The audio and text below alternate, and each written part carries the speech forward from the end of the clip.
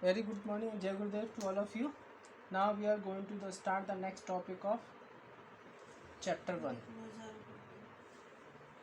Chapter 1 का next topic. As you know that it is depend on this after the Coulomb's law. We want to discuss the electric field. Electric field and intensity of electric field.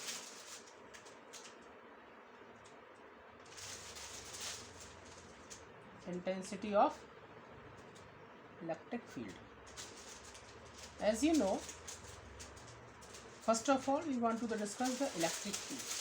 Electric field, suppose we are taking a source charge, ठीक है, source charge, ये source charge पूरा bound of source charge. अब इसके distance पर कोई test charge है Q nought, it is a test charge. ये सोर्स चार्ज, सोर्स चार्ज, और ये है अपना small Q nought test charge, जिस पे हम टेस्ट करते हैं कितना फोर्स अप्लाई करेगा, टेस्ट चार्ज. ठीक है, एक अपना हुआ सोर्स चार्ज और ये हुआ अपना टेस्ट चार्ज. टेस्ट चार्ज का मतलब ये सोर्स चार्ज इसके ऊपर फोर्स अप्लाई करेगा. ठीक है, तो फोर्स अप्लाई करेगा, वो तो फोर्स है इलेक्ट्रोस्टैटिक फोर्स. अब इस टेस्ट चार्ज को जितने डिस्टेंस पर रखेंगे जिससे वो फोर्स अप्लाई कर सके या फोर्स उस पर इफेक्ट डाल सके, तो उसकी फील्ड को हम बोल सकते हैं क्या, electric field. Electric field at a point is defined as the electrostatic force. Electrostatic force per unit test charge, per unit test charge. कि ये बोल सकते हैं कि the electrostatic force act between two charge body even without any direct contact between them. The nature of this action at distance can be understood by the introducing the concept of electric charge. तो इसकी ये field होती है जिस field तक ये test charge रहकर उसमें वो फोर्स फील कर सकता है. So it is, we can say it is a electric field. दूसरे फॉर्म में इलेक्ट्रिक फील्ड को और एक्सप्लेन कर सकते हैं. The electric field is said to be exist. Electric field is said to be exist at a point if a force of electrical origin is exerted on a stationary charge body placed at that point. ठीक है, तो ये अपना electric field को हम ऐसे define कर सकते हैं. दूसरा point, intensity of electric field. Intensity of electric field, we can say the intensity of electric field at defined as the electrostatic force. Electrostatic force per unit test charge. Electrostatic force per unit test charge acting on it or small positive test charge, it is called the intensity of electric field. It is denoted by E is equal to F upon Q naught. Q naught is a test charge और F is electrostatic force. अब यहाँ पर Q naught की value very small है, ये test charge है उसके comparison में, तो वी कैन टेक इसको अप्रॉक्सीमेटली 0. तो हम यहाँ पर लिमिट लगा सकते हैं, limit Q naught tends to 0. ठीक है, और डिफरेंशिएट फॉर्म में, जैसे कि पूरा बॉडी का चार्ज है उसको डिफरेंशिएट फॉर्म में हम ऐसे लिख सकते हैं, T equal to dF upon dQ, differentiate form में. अब इसकी SI यूनिट क्या हुई, हम इसकी SI यूनिट की बात करते हैं. SI unit of intensity of electric field.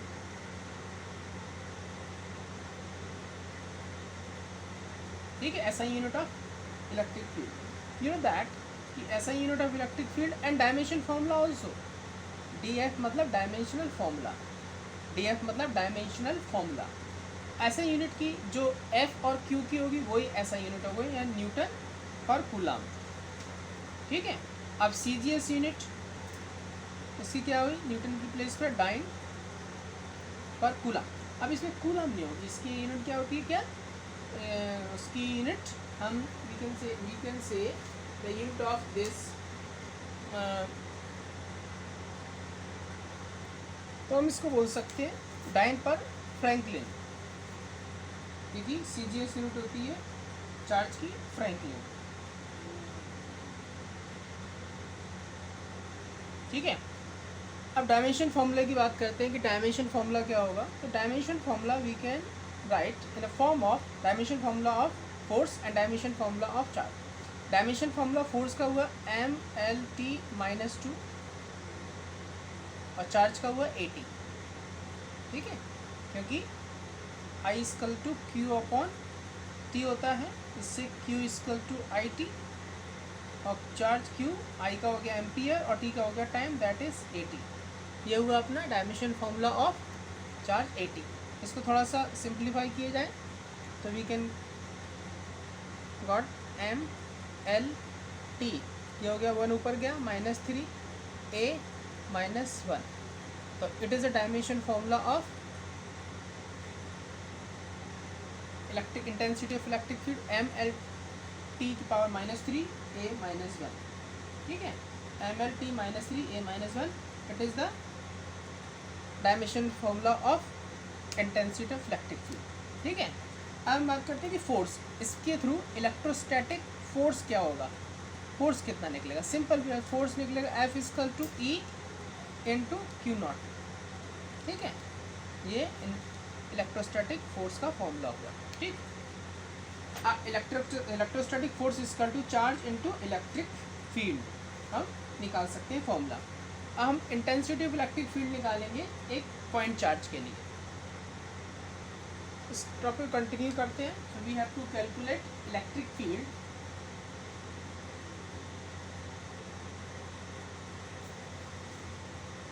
Electric field due to a point charge, ठीक है, एक पॉइंट चार्ज, एक टेस्ट चार्ज पे कितना intensity of electric field apply करेगा। So first of all a single point charge, you are taking a single point charge,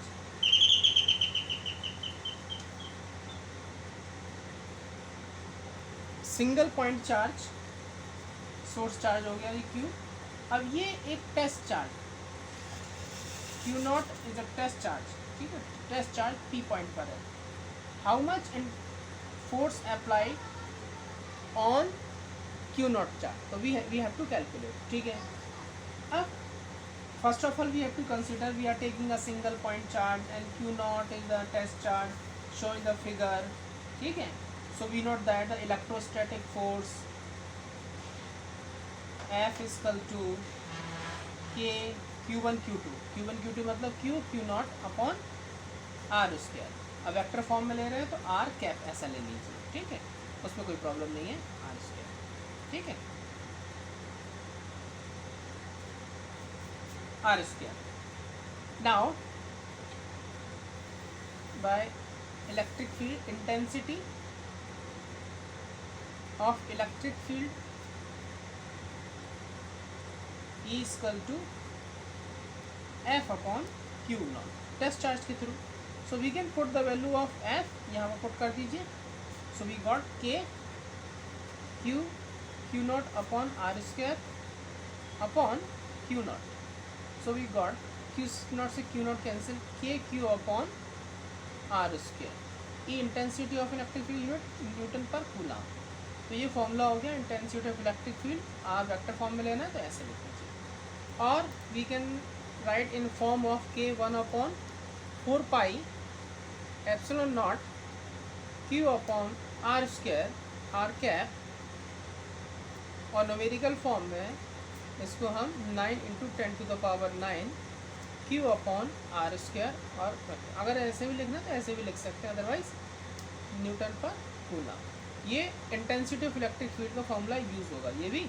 और या फिर अगर वेक्टर फॉर्म में नहीं ले रहे हैं तो R कैप इसको रिमूव कर सकते हैं, KQ upon R square.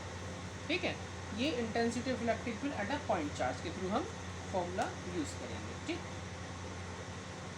Similarly system के लिए अगर बात करें तो इसी में सिस्टम के लिए हम बात करते हैं तो सिस्टम के लिए क्या फॉर्मूला होगा वो देख लेते हैं, ठीक है। जैसे इलेक्ट्रोस्टैटिक फोर्स सुपरपोजिशन प्रिंसिपल के लिए अप्लाई किया था ना, वैसे ही सिमिलरली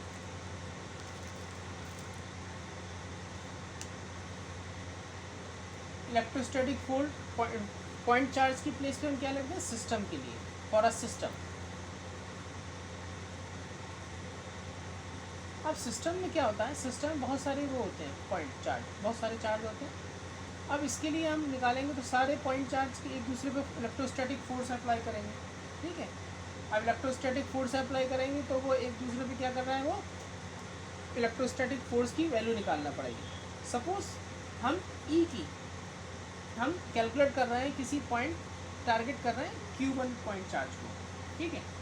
तो पॉइंट चार्ज कितना है, 1P ले लिया, कोई P पॉइंट पर सारे इलेक्ट्रोस्टैटिक फोर्स लग रहा है, 1V अप्लाई करेगा, 2V अप्लाई करेगा, 3V अप्लाई करेगा सारे पॉइंट चार्ज पर। तो टेस्ट चार्ज एक्चुअली में हम P को मान रहे हैं।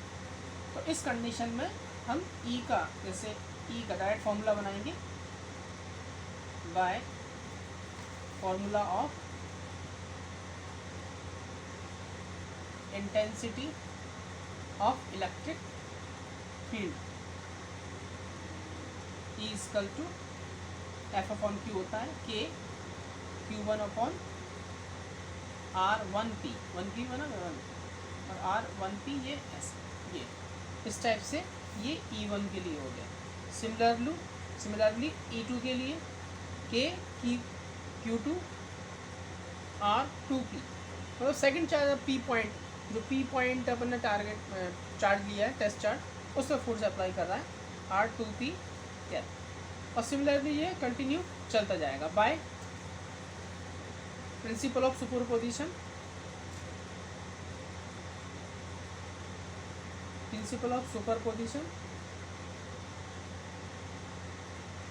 so we can collect E is equal to E1 plus E2 dash dash dash En तक, so we can take common K common आ जाएगा एंड Q1 अपॉन R1P और R1P कैप प्लस Q2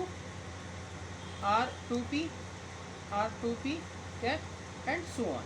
तो ये इंटेंसिटी ऑफ इलेक्ट्रिक फील्ड पूरे field के लिए होगी, पूरे सिस्टम के लिए हो गई। तो we can in expression mathematically static form में I equal to 1 to n QI RIP और RIP हम ऐसे लिख सकते हैं, ठीक है ना। पूरे सिस्टम के लिए ये एक इंटेंसिटी ऑफ इलेक्ट्रिक फील्ड हो जाएगी पूरे सिस्टम के लिए, ओके। तो ये हुई हमारा कि intensity electric field, intensity of electric field and point charge के लिए इंटेंसिटी इलेक्ट्रिक फील्ड, एक सिस्टम की इंटेंसिटी का फॉर्मूला क्या होगा, ठीक है, ओके, थैंक यू।